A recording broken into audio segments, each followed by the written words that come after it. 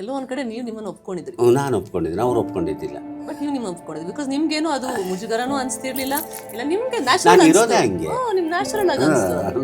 ನಾನು ಇರೋದಾಗೆ ಯಾರು ಏನಾದರೂ ಅಂದ್ಕೊಳ್ಳಿ. ಆಮೇಲೆ ನಮ್ಮಪ್ಪ ಅಮ್ಮ ಹಾಸ್ಪಿಟ್ಲಿಗೆ ಕರ್ಕೊಂಡೋದ್ರು, ಡಾಕ್ಟ್ರ್ ಕಡೆ.